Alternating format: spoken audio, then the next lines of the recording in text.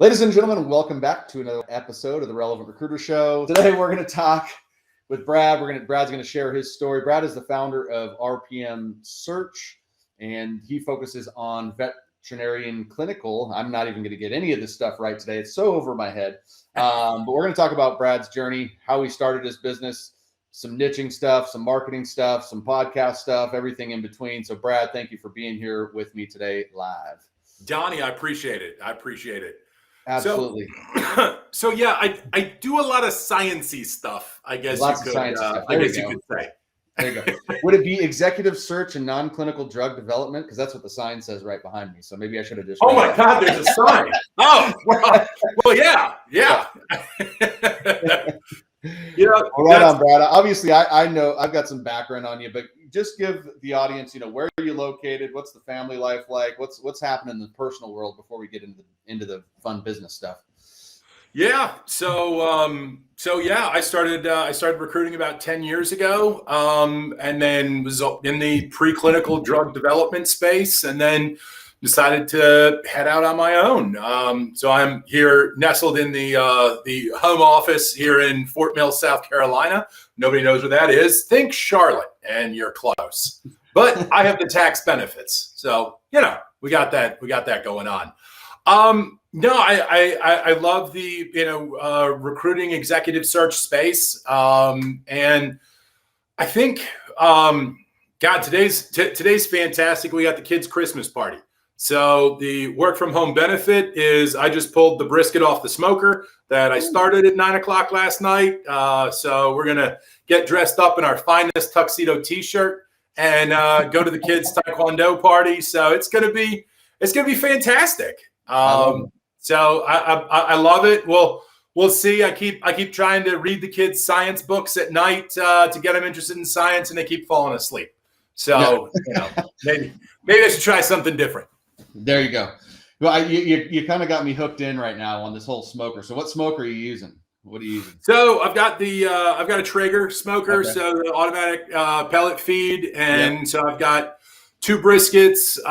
One's 13 pounds, the other's 10 pounds, and so I'm carving it up. There's going to be maybe 200 people there tonight. It's a potluck, but I've got a background in catering, so I'm going to bring it tonight. Because I don't get a chance to do it that often. So yeah, sorry everybody else, but I'm showing up full Brad today. There you go. I got that Traeger as well. So Traeger is a real man smoker, right? Where you really have to tend to that fire throughout the day, and No. But in between calls, I can punch it up on the phone. And where are we at? All right, 10 more degrees. I can break a call in. Yeah, that's beautiful. That's beautiful. Well, that sounds like fun, man. I wish you could mail me a piece of brisket across where I could get that instantly. So I've got. I could. It just might not be the same quality when it arrives. Right. Exactly. Exactly. Well, cool, man. Give us a little bit more background. I mean, I know you probably didn't get a 4-year degree in recruiting. So how did you stumble into the recruiting space? God. My background, wines and blends. So let me skip to the other part of the education. So, I've got a background in nutritional biochemistry. I've got minors in biology, chemistry, exercise science, and I have a culinary degree. So I was a professional student. We all know the type, but at least it was kind of linear. And eventually, I got out and was running some of the operations for college food service. Loved it. Ended up having to relocate here to the Charlotte area for family and got into food sales. And, there just was something about arguing over 50 cents a case with China Buffet over a case of broccoli that didn't exactly do it for me. So just, as many people got into recruiting, kind of, fell into it. Got an alumni email and, would you like to recruit in the life science space? I have no idea what this is. Like Army recruiting? Like, okay, let's go in and have a talk. And it sounded like fun. It sounded like there was school kids getting out. It sounded like there was a lot of room to grow and, room to specialize. And I got in, I was just telling somebody about this. Because they asked, how did you get into recruiting in the in vivo space? Well, I go in and like, well, what do you like to do? Well, I like to brew beer. Well, why don't you recruit brewers? Well, okay. All right, let me try that. And after bashing my head up against the wall on that for a little bit, they said, hey, you're kind of the sciencey guy. We've got something on here, which is an anatomic clinical veterinary pathologist with a contract research organization. What? Yeah. So, What is that? that was my response too. So, Wikipedia and, cracked the books and, found out, as much as I could. And I had a very, very patient client, still to this day, Dr. Cindy Willard Mack. If you're out there, Cindy, thank you for your patience. And through error and trial, kind of figured out the difference between anatomic and clinical, and what are people doing, and why are people doing this, and what is a contract research organization, and all of that fun stuff, and I liked it. I thought it was really cool. You're looking at slides all day, but you're trying to figure out what happened in the animal. Where did things go wrong? Where did things go right? You're a detective. And I found that fascinating. And so within that, I just kept spiraling out. And who supports, anatomic veterinary pathologists? Well, you've got the veterinarians, you've got the study directors, and then who supports them, and who supports them, and who supports them.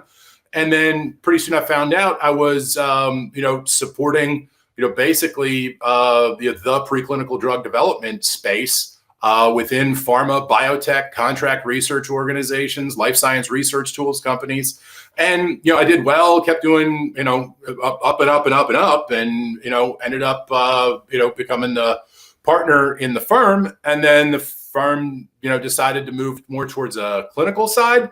And I just never wanted to go into that, just the clinical ops side. And just not that animal life is not important and sacred and to be respected, but I didn't like that you're bringing in somebody on a clinical trial and you don't know, but somebody knows 50% of the population is going to be fed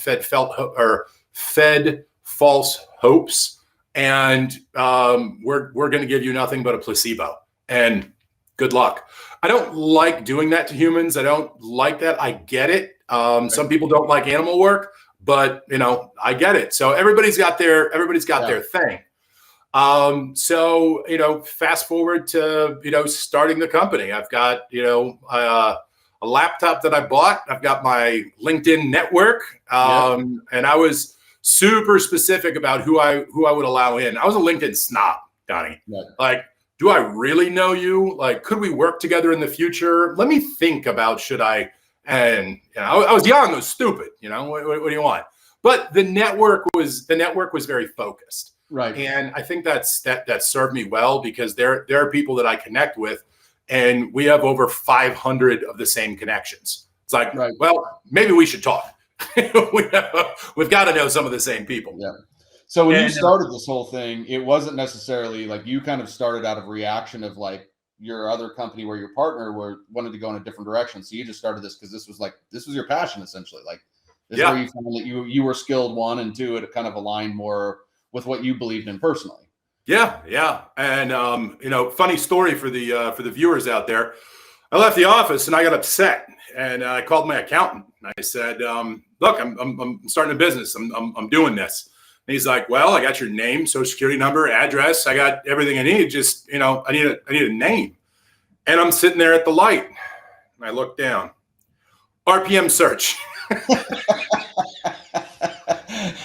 So that's where you did all the market research to figure out. That was all the market research. And, then it adapted and evolved over time. And then, wanted to, do the branding, and somebody already had that. And I'm like, well, I'm in research. I'm like, okay. So then I had rpmresearch.com. Somebody else had that.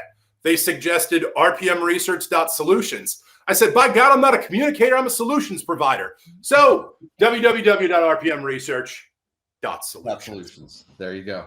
So yeah, I mean, I started the company, and just wanted to do things a little bit differently. Right. I wanted to take more time with the candidates. I wanted to dive in deeper with my clients. I wanted to provide a resource above and beyond what I had before and what Right. my understanding of the market was. What And were some of the things that specifically, like, as you looked at starting on your own, like what were some of the things that you took from your previous firm that like you wanted to implement and incorporate into your firm? Like what were the positive things that you were looking to bring to the table that you'd learned in the past?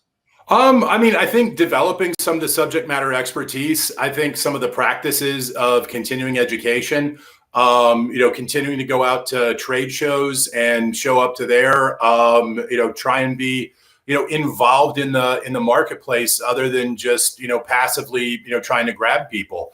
I think Right. gaining a better understanding, sharing my knowledge, and, I think spending some extra time with some of the candidates and with the clients in a consulting fashion. Okay, look, I don't have the right role for you, but I see where you could be a good fit for this. Here's what I would recommend. So, career progression, resume progression, and then also on the client side, look, I'm not the right recruiter for you. I do this, this, and this. However, I know somebody. And I think one of the big differences, because we didn't do it very often, was working hand in hand with other recruiting partners, with other firms. Right. And just that's been great in so many ways, not only from a recruiting perspective, but building that community, building that tribe, and finding somebody, similar in your space. And sometimes you can help them out, sometimes they can help you, but just having somebody that understands sort of the pain of your business, right, and somebody to bounce ideas off of. There's a recruiter friend that I've got, and we meet every Tuesday. And just kind of, where you at? What's your wins? What's your successes? What's your struggles? What are you trying that's new? And I think we've both been able to, sit in the learner seat and sit in the teacher seat, and sometimes simultaneously. Yeah. I take more risks, I guess, as far as technology, as far as let's try this, let's tweak this, let's, I haven't found the perfect solution, and I never will. As soon as you find perfection, you're dead. Don't stop trying. Yeah. So how about like, what are the things that you might want to, like, you mentioned a little bit before, but like, we just talked about the things you wanted to take with you. What were some of the things you said, I want to do differently in this firm here? You mentioned the candidate experience and things on that, but why don't you elaborate on like some of the things where, because I think that's important, right? Is as you start your own business, you don't want to just go be a shell of the previous one. You want to look at the opportunities of how you can be better, so to speak. What are those opportunities you saw? Right. I guess just the way in which we interacted with people, the way we communicated with people, the way the database was set up, the way that we had the information, the way that just the process was outlined and set up. It was frustrating because we had either 3 or 4 ATS transitions in the span of a year. And so between data loss and process loss, and how do you do this and how do you do that? Lost. Yep. And I had actually met somebody at a recruiting conference, and they sort of planted the seed of, you need to do this on your own. Like, you want to change this and you want to do this differently, go do it. And that kind of stuck in my mind that day where it was, sort of time to pull the trigger. And I'm excited. I'm excited for the successes. I'm excited. I'm even excited for the failures, and it's fail forward. So, I guess 2 of the mantras, are fail forward and let's see. Oh, it's on the wall here, but become comfortable with being uncomfortable. Oh yeah. And so I think just the ability to pivot and try new things and continually evolve and try and stay on top of the market, that's certainly a big difference. Yeah. What were some of the, a lot of folks like you, I think out there like you have had like a really successful track record of recruiting for somebody else, right? You start from the bottom and you chip your way up, and next thing you know, you're partner in a company.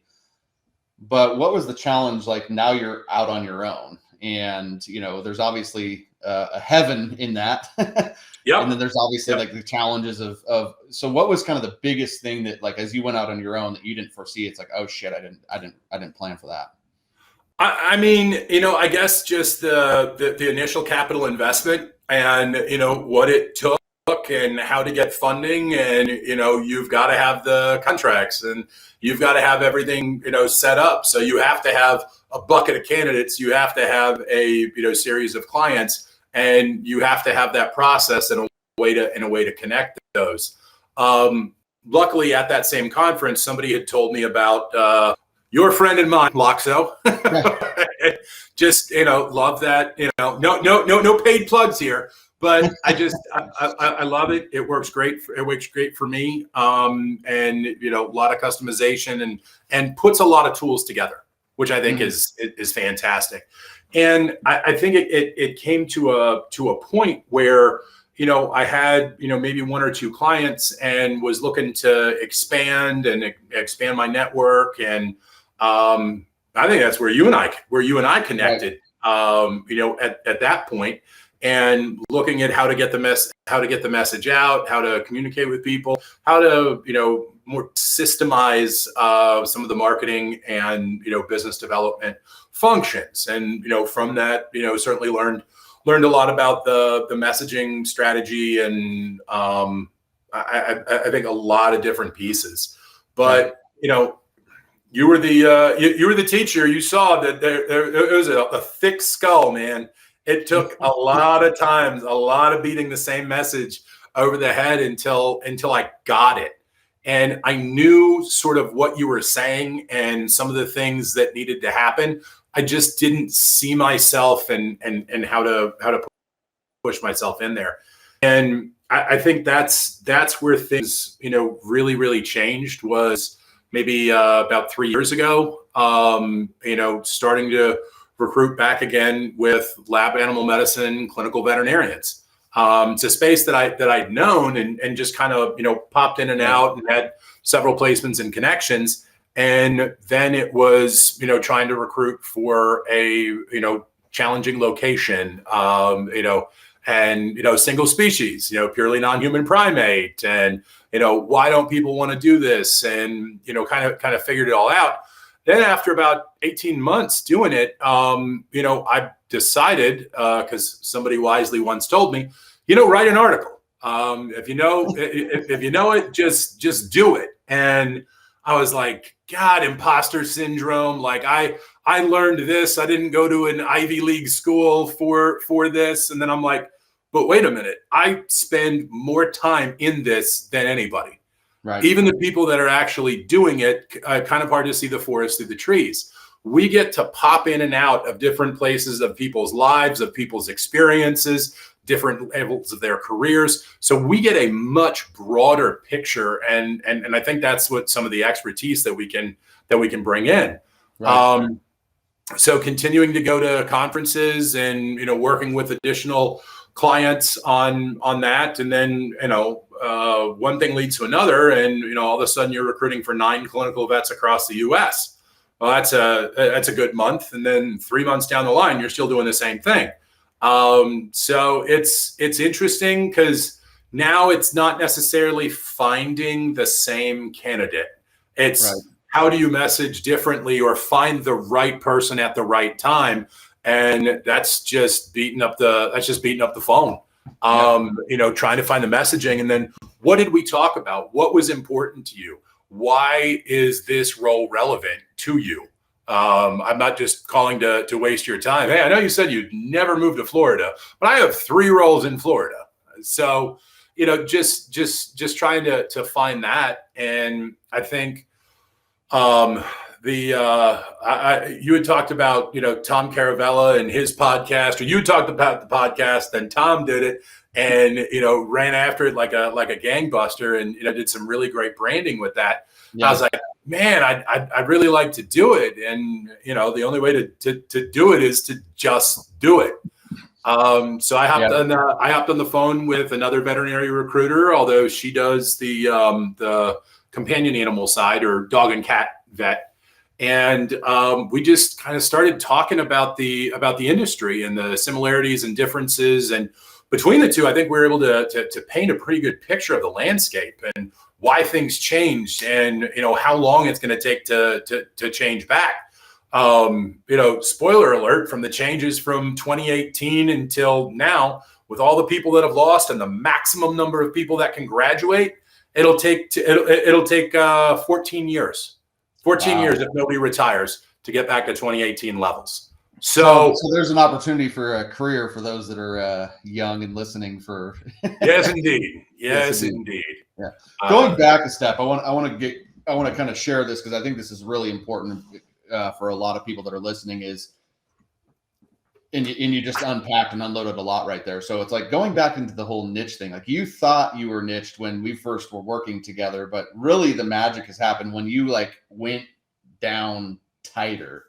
And what was like the aha moment for that specifically, where you're like, you know what, this is the better way for me to go? Was it when you started getting those traction with those 9 clients and like just doubling down? Or because I know when we were working together, you were niche, but you're still, there was some vagueness to it, right? So, well, I mean, you start looking at the war board, over here, and ClinVet, and then you're looking at attending vets, and then I think it was around the time of the super vet. Okay. We had a senior director, animal welfare, multi-site over a larger organization, and I think the marketing side on that, I think I'd found a picture somewhere, and it was like vet techs and veterinarians in capes around the world, and it was a cartoony thing, and I shamelessly stole it, and gave the title, the moniker, the super vet.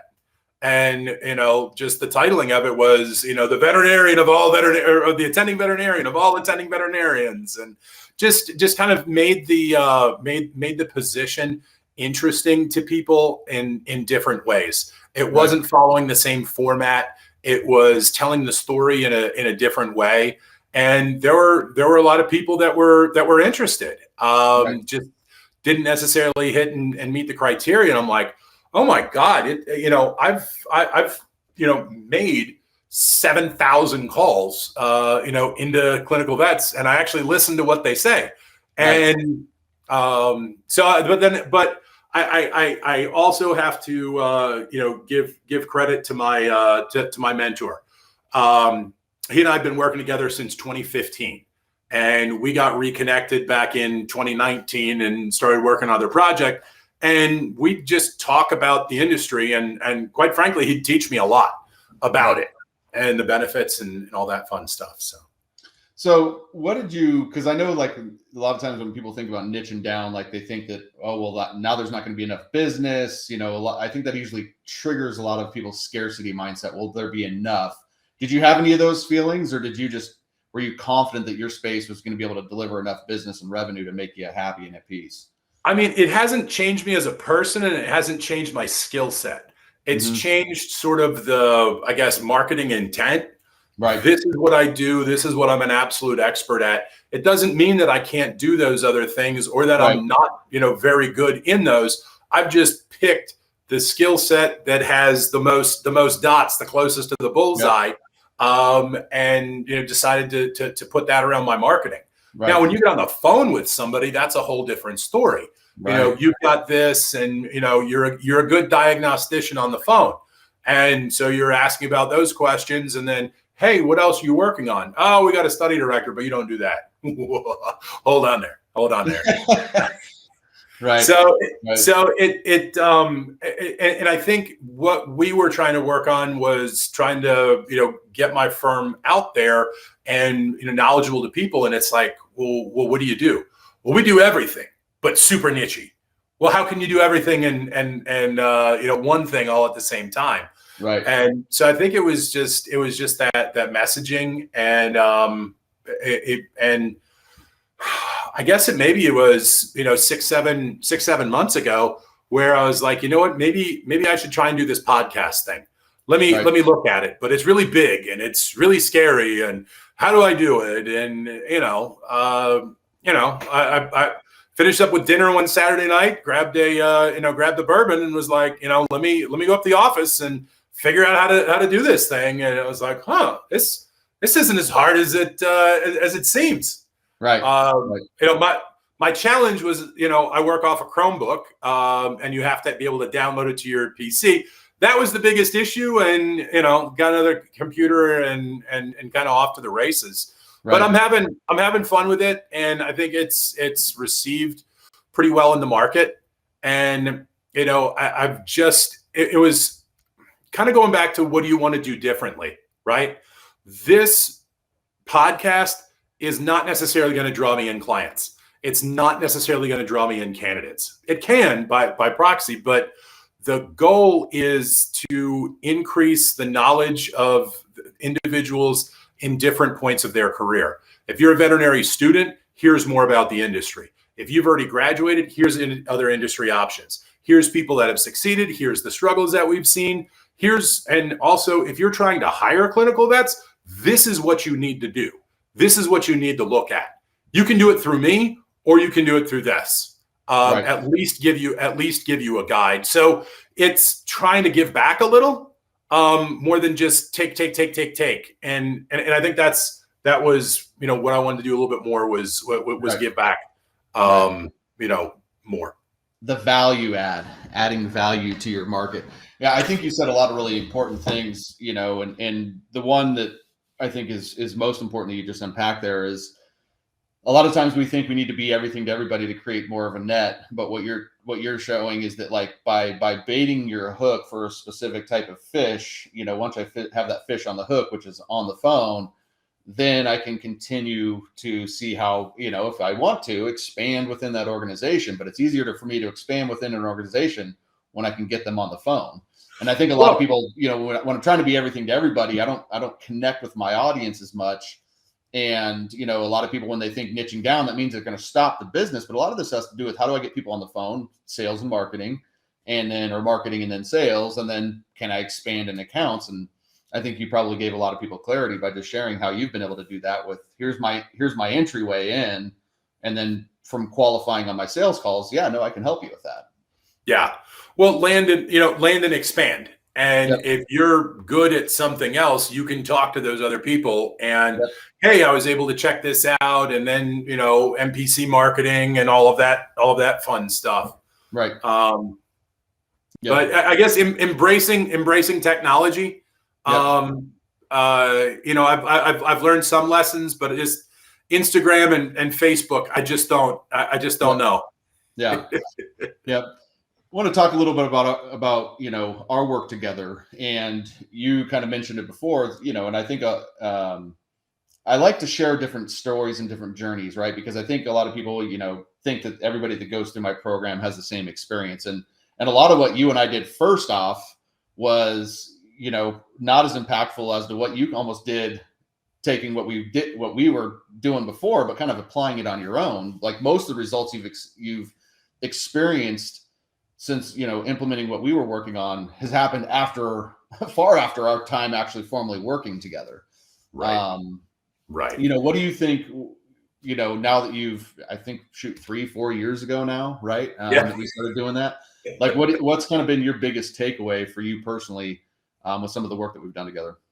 And I think just continually hearing plant your flag in the sand, and I'm like, I've got so many different flags, and there are so many different people and ways to talk to.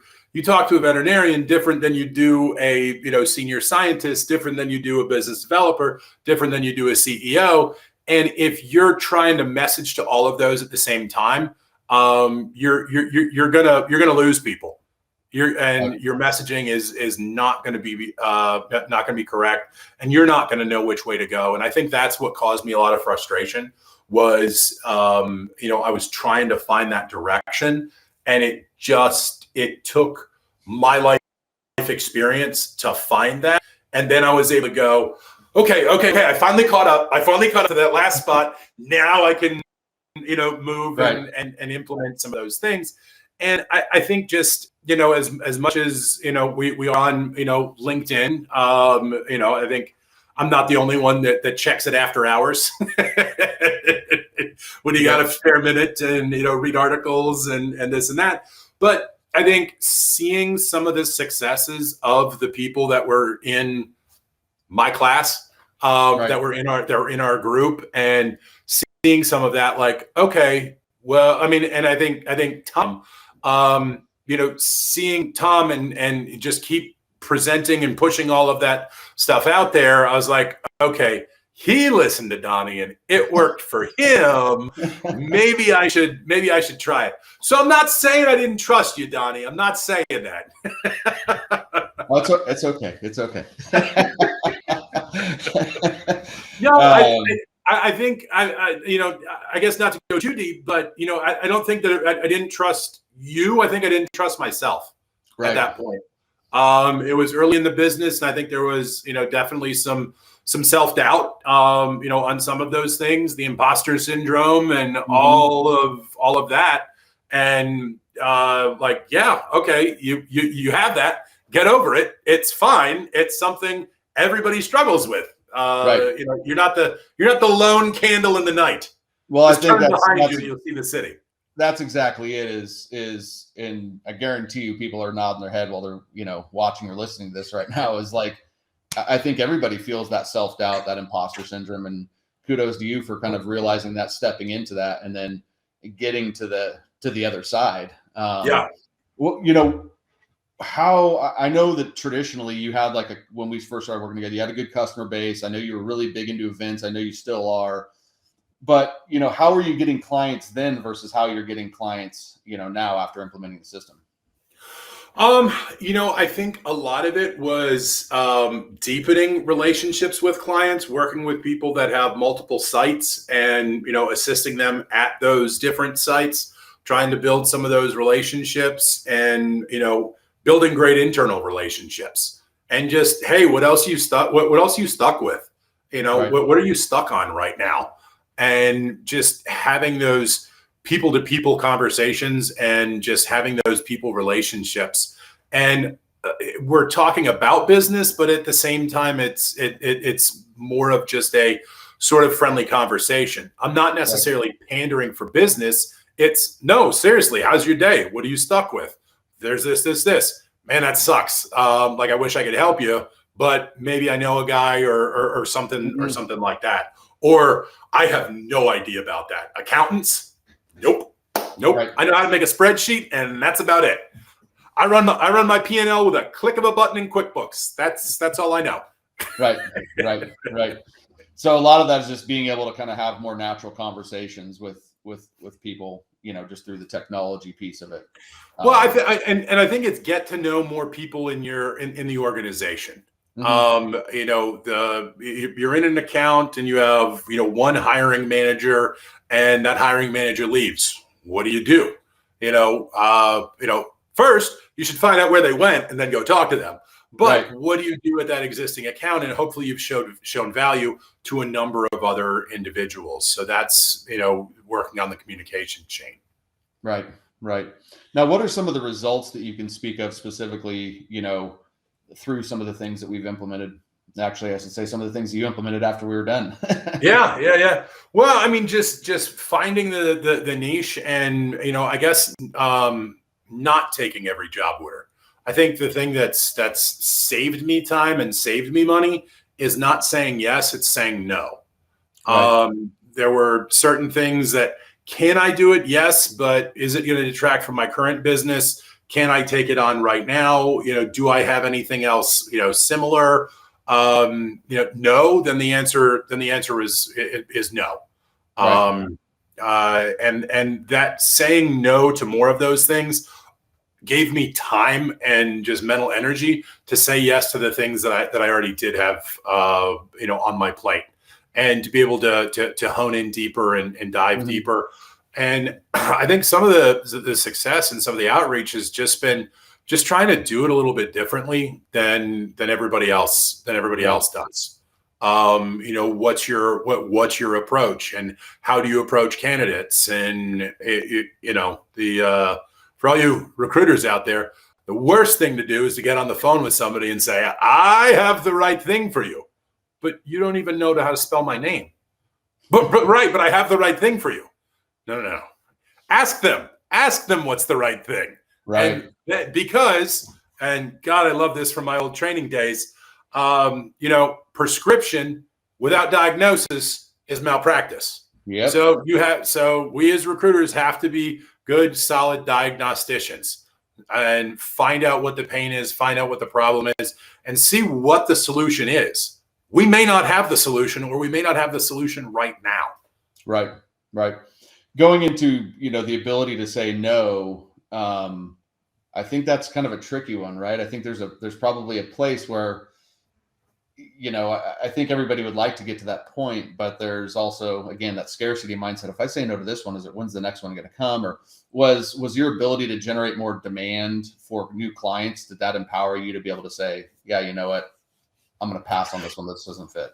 Yeah, and I think that there's a lot of industry relationships and just continuing to stay active on social, and just retooling the keywords and how people find me. There's been a decent amount of influx where people have just come to me and then I look at their business and okay, I'd like to I'd like to help. And you get into, so that content is leading to inbound leads. Are you kidding me? You couldn't do that in this space. If only somebody would have told me earlier. I love it. It's fun stuff. What do you think, perception of me before working together, but like what surprised you about like what we were doing, once we worked together? I mean, I think just the fact that there was a system, but at the same time you had to customize it. Not you got to customize it, you had to customize it at that point, because it was all about being relevant. So right. You have to make yourself relevant. So you have to put that effort and that energy in. And I think it took enough time of thinking about it when there's breaks in business to get everything to move forward together. Right. That's good. I think that's a really good point, because it's definitely not a cookie cutter program. It's not a one size fits all. I mean, you got to come in and do the work and make it your own, so you're relevant. And I think at some level, that's what I was hoping for. Yep. I was hoping for that magic bullet, and it's not. It's a very good bullet, but it's not a magic bullet. Right. Exactly. I'm not the magic pill. There's no doubt about that. So you're the magic, my friend. Just as you said, once you got out of your limiting beliefs and stepped into your own power, that's where all the magics happen. So kudos to you, my friend. What is, as you kind of look, you've got the podcast content. I think this is, if you shared correctly the other day, your best revenue year yet. You're building a team now. We've got some people on your team that you're playing with. I mean, what fires you up? What are you most excited about now as we kind of head into 2023? I mean, I'm excited to continue to grow the team and hone the process and bring people in a collaborative fashion. I want to collaborate with people. I don't want to just tell people what to do. I want us to grow. I don't want, necessarily just me to grow. And I want to invest in people and see that return. So I'm gonna go back to personal for just a second here. Yep. So, I take my kids to Taekwondo. They go 4 times a week, and they go in and have fun. They've been doing it for a year and a half now, and they do their forms. So a form is like a set piece of moves. This one, then this one, then this one, then this one. And sometimes it can be, up to 40 different moves at a time that they've got to do in succession. And you watch them and they get this piece and then they get this piece. And that bridge is just difficult for them. So they go on to something else. But when you see that bridge, when you see that light bulb come on and they're able to connect those two things, yes, that was a win. That was a win for you. You got a new wrinkle in your brain. Good job, dude. And it's not something I did. It's something they did. And I think as we grow in the organization, that's what I want to see. I want to see more of those aha moments. I want to see more people, get there. I want to try and help them at least get to here and at least get to here and watch them bridge that. So I'm excited for that. For the leadership component of it. That's it. That's it. I love it. I'm back to, now as almost as large of a team as I had before. So, I've kind of reset and restarted things. So it's, I'm looking forward to seeing what's coming next. And I think with your program, one of the things that we talked about is you're so busy working on your business that or in your business that you're not working on your business. Right. And I took that to heart. I rented a cabin in the mountains for the weekend for just me. I went up there. I had my dry erase board. I had the big giant sticky notes, and I had a roaring fire, mountains in the background, inspiring. Yep. And just I was able to get in. Probably 14 hours of work in 2 days while having a fantastic time, and just let me get this process and this process, and then how do I evaluate this? And it was kind of a whirlwind because I had a sticky note here, a sticky note here, a sticky note in the bathroom, and I'm walking around with the pens and whatnot. And then, the last little bit is kind of organizing everything. But, I think everybody needs to do that at the end of the year when you can, and reorganize your processes, reorganize your priorities, and just, take some time to work on your business. So I'm trying to cut out in my calendar, 90 minutes a week, and that's on. That's on the business. And that's great advice. And so sometimes that's not Monday through Friday. I am a early bird. So if I wake up early on Saturday before everybody wakes up, you know what? Let me get some coffee. Let me hammer some stuff out and find that fire. Yep.